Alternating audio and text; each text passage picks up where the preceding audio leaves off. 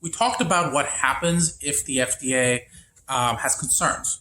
We spoke about, okay, if the FDA has concerns, here's what they can do. Here's what they have found before and what are the most common findings. Let's now think about, okay, how do we actually manage our own internal response? So if you're planning for an enforcement action, the FDA is at the door. The first question you want to start thinking about is exactly how aggressive a posture do I want? And again, if they're at the door, are you going to stop them from entering? This is the Darshan Talks podcast, regulatory guy, irregular podcast with host Darshan Kulkarni. You can find the show on Twitter at Darshan Talks or the show's website at darshantalks.com. Now you might say, it's my choice. I could do that. And it is, but recognize that it has ramifications, and we'll talk about the ramifications. The next thing is, if they can enter, what are the implications of that? Is your facility ready for this? What information are you going to give to them? What people are they going to be able to interview? What do you tell your own employees? What do you tell your investors if you have investors? Each of these has to have a plan in place. The last thing you want to be doing is, in a panicked state, reaching out to all these individuals and groups of individuals and trying to wing your answer. So you want to get all these processes together before you reach out. And then you respond. So the next question is, why allow the inspection at all? So the FDA is just doing its job, and its mandate is to be responsible for protecting the public health by assuring the safety, efficacy, and security of human and veterinary drugs, biological products, medical devices, our nation's food supply, cosmetics, and products that emit radiation, and by regulating the manufacture, marketing, and distribution of tobacco products. So, as you can tell, it's a pretty wide mandate. The key pieces for public safety are safety, efficacy, and security. So if that's their mandate, they're just literally doing their job. Why else should you allow the inspection? That's all well and good for other people. Why should I do it? Because if the FDA is satisfied, the inspections for the company will continue to be of ordinary intensity, of ordinary frequency, and it's unlikely to be escalated to other enforcement mechanisms like warning letters or more. And we'll talk about warning letters in the future as well. So why allow the inspection? So number one, you don't want to delay the inevitable, because if the FDA is stopped, they will come back. And when they come back, it's not going to be quote unquote pretty. You may inadvertently escalate a rather routine inspection into something more. Now recognize the FDA doesn't always come because there's a problem. It might literally be going through what they're required to do. Whatever you want to hide, they may already know about it or will often find out. So what you want to start thinking about is, what am I hiding? And is there an advantage to trying to go down that path? You want to do it because you want to be a good corporate citizen. You want to build that relationship with the FDA. You don't want to be the company that hides things. There was a company recently, in one case they said that they were closed for a dancing festival. Another company said they literally had people line up around the company and wouldn't let the FDA come in. So there are companies who push back. Those are more dramatic measures, shall we say.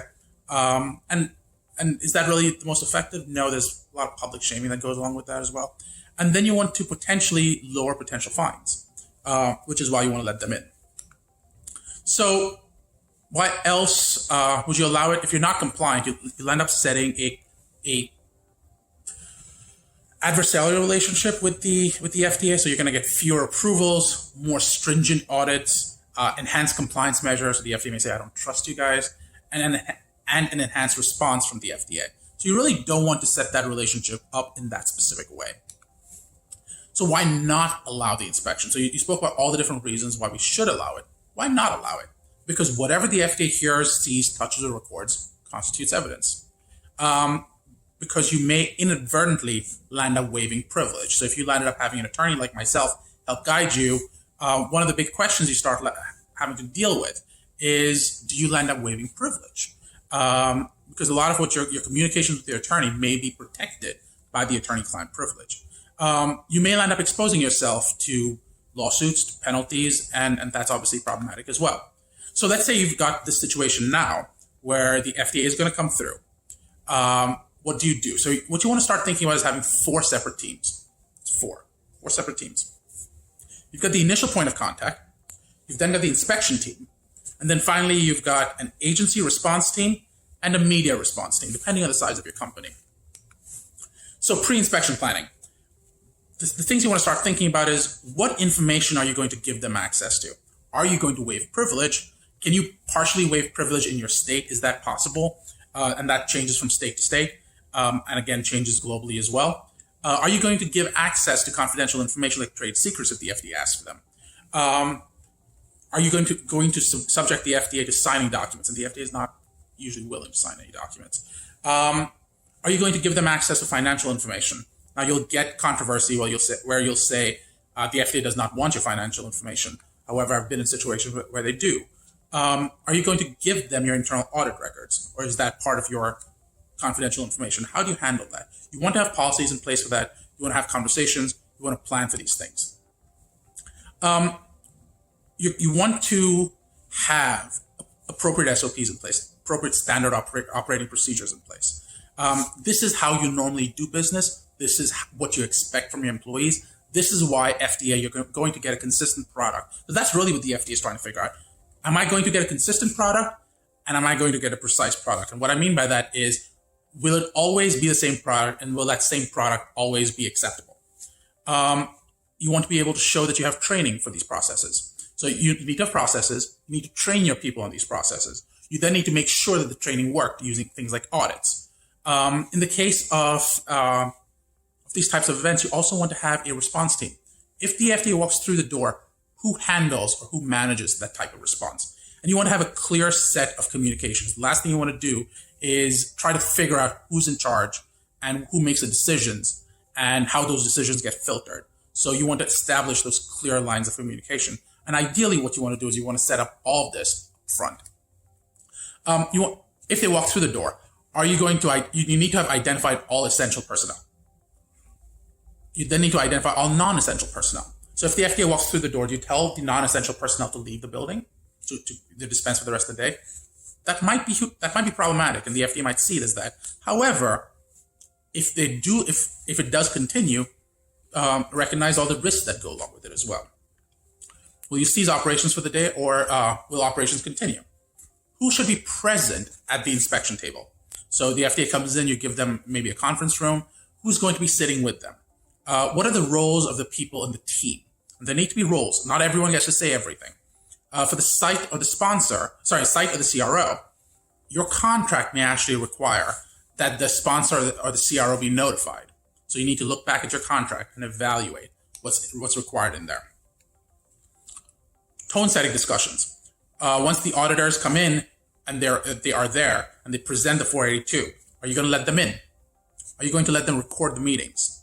Will your lawyer be present? Will you send people home? Each of these will set the tone. Whether they say it or they don't say it, that will change what the response is going to be. From an identification process, you need to have a standardized email that goes out to the entire team. How do you communicate that? Is that going to be via email? Is that going to be via notifications on bulletin boards? Welcome to the FDA. You need to have a point of contact, which might often be a security person, because that's the first person that the FDA will talk to. You need to identify your inspections team. Who's going to be the official leader? Who's going to be the official spokesman? And that person may or may not be the same person. Who's going to be the official attorney? Who's going to be the scribe? Ideally, you want more than one scribe because the person may have to go to the bathroom. And ideally, you want to also be able to see if one person got the same information as the other person. And if there's a difference, why is there a difference? Who are going to be the people present in the war room?